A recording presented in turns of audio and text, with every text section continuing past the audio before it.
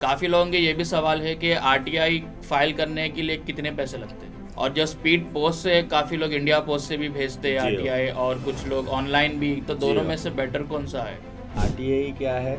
Fight against corruption है। 2 साल से ये देखा गया है कि स्टेट इन्फॉर्मेशन कमिश्नर ही अपॉइंट नहीं है तेलंगाना में। 5,000 के करीब जो है आरटीआई एप्लीकेशन भी पेंडिंग है। आरटीआई देखिए, राइट टू इन्फॉर्मेशन एक्ट जो है 2005 में ही पास हुआ, उसके बावजूद भी आज 2025 है, फिर भी लोगों में इसकी लेकर अवेयरनेस नहीं है। ब्लैकमेलिंग का भी इस्तेमाल किया, एक गलत इस्तेमाल जी हो रहा हो। है जी हो। आरटीआई को जी हो। लेकर। मैं सैयद सफदर अली मूसवी, और आप देख रहे हैं आपके सवालात, मीम टीवी का एक एक्सक्लूसिव शो।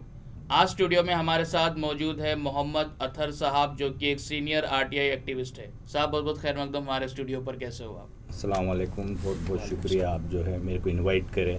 मोहम्मद साहब, ये जो आरटीआई का जो कॉन्सेप्ट है काफ़ी लोगों को नहीं पता, हालांकि इतना पावरफुल टूल है, तो उसके बारे में थोड़ा जो है आज हम डिस्कशन करेंगे, और साथ ही साथ आपका भी एक शॉर्ट ब्रीफ बताइए कि आपकी ये जर्नी कहाँ से शुरू हुई आरटीआई एक्टिविज्म में। 2010 से जो है एज ए एक अवेयरनेस मीटिंग जो है फर्स्ट में बेसिकली जो है जी। अटेंड किया था।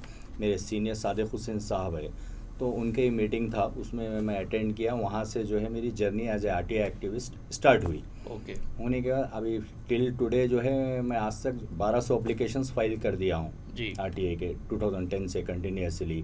जी। और 2019 में जो है district level coordination committee as a member appoint हुआ Okay. Rangareddy district first time.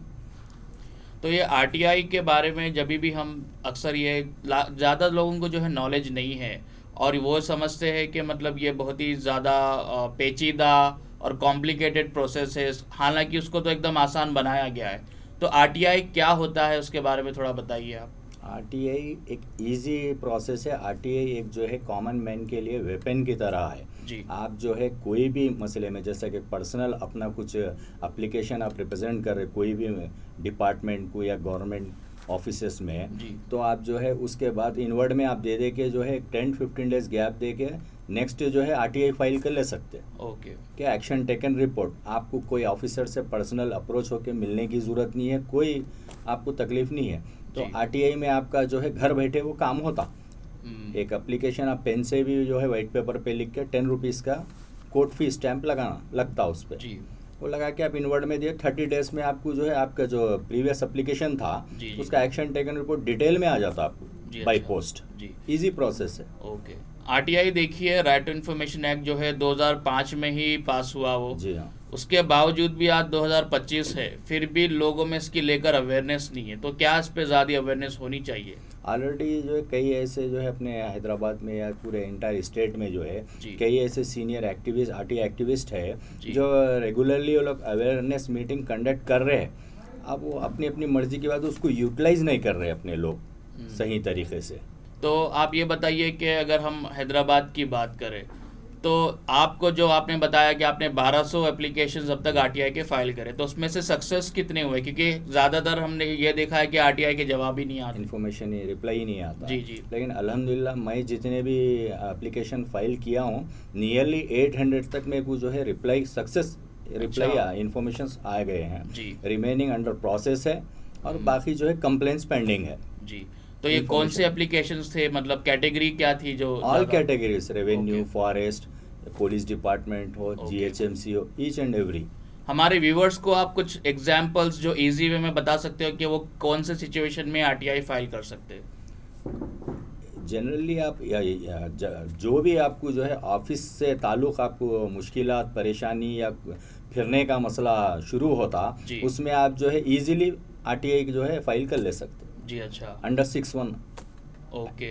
Section 6(1) के तहत जो है आप एक वाइट पेपर पे एप्लीकेशन लिख के ओके। आप घर बैठे आपको इन्फॉर्मेशन फर्निश हो जाता। जी। अच्छा। अगर नहीं होने की सूरत में आफ्टर 30 डेज जो है आप 31-32 डेज देख के अगेन जो है आप अपील फाइल कर ले सकते हैं। जी। उसका प्रोसीजर है। ओके। आपको घर बैठे इन्फॉर्मेशन मिलता। जी। यानी कि पीआईओज जो है वो पता होना चाहिए कि पब्लिक इन्फॉर्मेशन वो कौन से डिपार्टमेंट को आपको आरटीआई लिखनी है, उसकी भी एक नॉलेज तो होनी चाहिए एप्लीकेंट को। जनरली हाँ नॉलेज होने चाहिए। जनरली जब जाके डिप्टी कमिश्नर बल्दिया जीएचएमसी का होते जी। हैं तो उसका अपन address directly public info address का to the public information officer okay. Of deputy commissioner GHMC so and so area. जी। तो एड्रेस ऑटोमेटिकली उसको हो जाता पीआईओ को। जी। अच्छा। अपने को कंफर्म करने की ज़रूरत नहीं है कौन ऑफिसर है। ओके। अच्छा, एक सवाल ये भी है आपको कि 2 साल से ये देखा गया है कि स्टेट इन्फॉर्मेशन कमिश्नर ही अपॉइंट नहीं है तेलंगाना में। जी हाँ। तो और 5,000 के करीब जो है आरटीआई एप्लीकेशंस भी पेंडिंग है। कंप्लेंट्स पेंडिंग है। तो क्या वजूहात है, क्या वो वैकेशन फील होनी ज़रूरी है और क्यों नहीं हुई अब तक? हाँ, देखिए आप 2023 फरवरी 23 को जो है कुछ कम 4 कमिश्नर जो है रिटायर्ड हुए। जी। वहाँ फिर जून में जो है 23 में जो है नोटिफिकेशन आया फर्स्ट टाइम बीआरएस गवर्नमेंट की तरफ से। तो वो नोटिफिकेशन पे जितने भी एप्लीकेशन 1 मंथ टाइम दिए थे पूरे फिल हो गए। जी। उसके बाद से इलेक्शन कोड आ गया वगैरह, वो पेंडिंग ही है आज तक। तो कुछ एनजीओस वगैरह जो है हाई कोर्ट में फाइल भी की है इसके ताल्लुक से। तो हाई कोर्ट से जो है गवर्नमेंट को डायरेक्शंस भी आए, जी। मैं 2 टाइम्स तो आए हैं। तो ये लोग फुलफिल करके जो है रिपोर्ट सबमिट करते बोल के कोर्ट को बोले हुए, लेकिन आज तक जो है नियरली 2 इयर्स कंप्लीट हो गए, जी। अभी तक जो है फुलफिल नहीं करे कमिश्नर्स। तो क्या रीज़न है, मतलब 2 साल का इतना बड़ा गैप? क्योंकि देखिए पूरा ब्यूरोक्रेसी सिस्टम जी। जो है, मतलब काफ़ी चीज़ें रुकी हुई है, और जी। आरटीआई ही एक ऐसा पावरफुल टूल है जी। जो एक कॉमन पीपल जो है उसका आंसर ले सके। बिल्कुल। तो वो ज़रूरी तो होना चाहिए, इसको जल्द से जल्द फिल किया जाए। हाँ, सीधा सीधा यही बात समझ में आती है ना। आरटीआई क्या है, फाइट अगेंस्ट करप्शन है। एक कॉमन मैन के हाथ में जो एक वेपन है वो। जी। तो गवर्नमेंट यही चाहती कि भाई ये ट्रांसपेरेंसी का मामला जो है ये ऐसी होल्ड पे ही रहे। सीधी सीधी वही बात है। क्योंकि हमने भी कुछ जो है आरटीआई फाइल करे थे, खास करके अगर हम वक्फ बोर्ड की बात करें जी। या गवर्नमेंट स्कीम्स को लेकर बात करें, या जी। जो जीएचएमसी जो काम कराती है उस काम जी। के बारे में अगर हमको जानकारी लेनी है, तो वैसे काफ़ी आरटीआई जो है अब तक उसका रिप्लाई नहीं आया। हालांकि फर्स्ट अपील को भी गए, जी। उसके बाद भी वो चीज़ नहीं आई, तो लोग जो है मजबूरन फिर हाई कोर्ट रुजू हो जाते जी हाँ। कि हमको इसका जवाब नहीं आया। फिर हाई कोर्ट जो है हुकूमत से जो है सवाल लेती है इससे। बिल्कुल, बिल्कुल। तो इसको किस तरीके से ये ब्रिज जो गैप आ गया है उसको फिल करने की ज़रूरत है। अभी प्रेजेंटली देखिए कमिश्नर्स नहीं है तेलंगाना स्टेट, तो वो हिसाब से जो है पीआईओस हो या अपीलेट अथॉरिटी रहो, वो ऑफिसर्स को ये कॉन्फिडेंस है कि भाई हम दियो या ना दियो, जी। नेक्स्ट प्रोसीजर के लिए इनको जो लास्ट कंप्लेन करते हैं कमीशन में, जी। कमिश्नर्स ही नहीं है वहाँ पे। थोड़ा एक पर्सनल एक उनको कॉन्फिडेंस होप है कि उसके लिए निगलेक्ट करते हैं इन्फॉर्मेशन देने के लिए। नहीं तो आप लास्ट जो है कंप्लेन फाइल कर दिए वो, तो आपको हियरिंग में कंप्लीट इन्फॉर्मेशन फर्निश मैक्सिमम होता। जी। अच्छा। और जो स्पीड पोस्ट से काफ़ी लोग इंडिया पोस्ट से भी भेजते हैं जी। आरटीआई, और कुछ लोग ऑनलाइन भी, तो जी। दोनों में से बेटर कौन सा है? अब सब बेटर है, ऑनलाइन का भी अब तो ऑनलाइन का है, वो भी जी। बेटर है। जो मैं यूज़ करता हूँ वो तो बाई पोस्ट ही करता हूँ, रजिस्टर्ड पोस्ट। जी। अच्छा, काफ़ी लोगों के ये भी सवाल है कि आरटीआई फाइल करने के लिए कितने पैसे लगते हैं?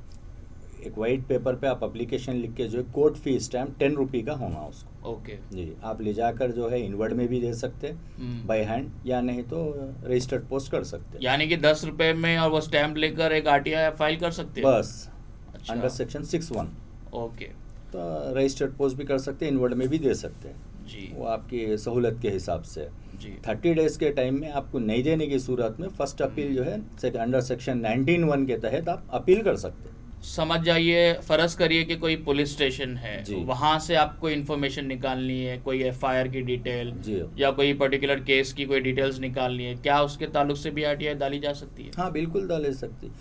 स्टेशन हाउस ऑफिसर इंस्पेक्टर रहते हैं, जी। तो उनको पीआईओ भी आरटीआई के उन्होंने ही है। जी। अच्छा, तो हर डिपार्टमेंट के Asian पीआईओ वहाँ every के रिस्पेक्टेड ऑफिसर्स रेस्पेक्टेड ऑफिसर्स रहते हैं, या नहीं तो सुपरिटेंडेंट रहते हैं। ओके।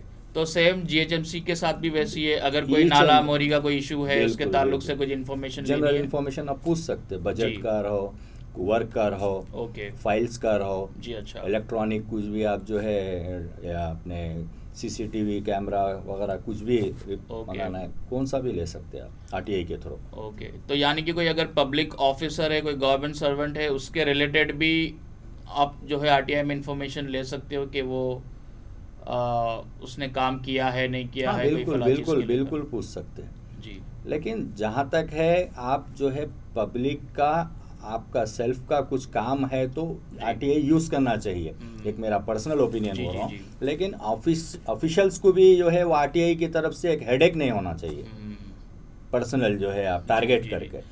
जी। जी। जी। नहीं, ये भी देखा है कि आप जो बात कर रहे हो कि ऐसे भी काफ़ी देख रहे हैं हम कि हर जी हो, कोई जी हो। एक्टिविज्म में है आरटीआई जी में, हो।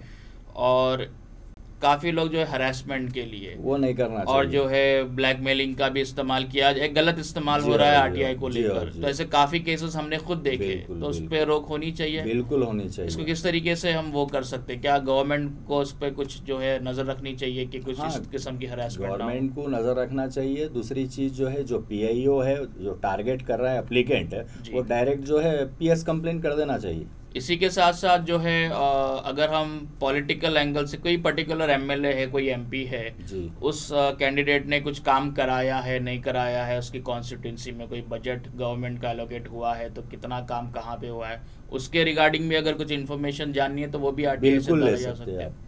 तो यानी कि हर चीज़, चाहे वो Each and government every, servant हो, पॉलिटिशियन हो, बिल्कुल, कोई भी प्रोफेशन का हो, बिल्कुल, बिल्कुल। या कोई आपकी जो है बिल्डिंग के ताल्लुक से या टाउन प्लानिंग के ताल्लुक से, बिल्कुल, मतलब बिल्कुल। हर चीज़ में आप एक ट्रांसपेरेंसी, एक अकाउंटेबिलिटी मिलना चाहिए, तो ये बिल्कुल, चीज़ रखे हुए। बिल्कुल। और ऐसी कोई चीज़ हमारे व्यूवर्स को आप मैसेज कुछ देना चाहेंगे आरटीआई के ताल्लुक से? कि मैं तो यही बोलना चाहूँगा कि मैं जितना जनरली जो है मेरे कलीग्स मिलने जुलने वालों को जो है मैं ऐसा एक्सप्लेन करता हूँ, आरटीआई फाइल करना चाहिए, जी। अपन आवाज़ उठाना चाहिए जेन्युइनिटी पे। जी। ऐसा नहीं किसी को अपने से तकलीफ़ हो, जी। चाहे वो थर्ड पार्टी हो या ऑफिशियल हो, जी। तो अपने को कहीं को बोल के ईजिली जवाब देते, वो चीज़ की मेरे को जो है एक तकलीफ़ होती। तो अवेयरनेस जो है आप करने से, एक दूसरा करने से जो है आगे बढ़ती, जी। नॉलेज भी। तो ये सिटीजन्स राइट है, उनको चाहिए कि जी। वो अपने हुकूक को पहचाने और पहचाने। जो चीज़ जानने की ज़रूरत है वो बेशक जानिए, क्योंकि देखिए लोगों को आरटीआई के बारे में नहीं पता तो वो यहाँ वहाँ जाते और अननेसेसरी हज़ारों रुपए, बिल्कुल, लाखों रुपए भी बिल्कुल। शायद दे देते हैं बिल्कुल, लोगों को। बिल्कुल। तो ये थे नाज़रीन हमारे साथ senior RTI activist Mohammed Athar साहब, और मीम टीवी के इस एक्सक्लूसिव शो में आपके सवालात में किसी और दिन किसी और गेस्ट के साथ बहुत जल्द मुलाकात होगी। जब तक के हमें दे इजाज़त, शुक्रिया।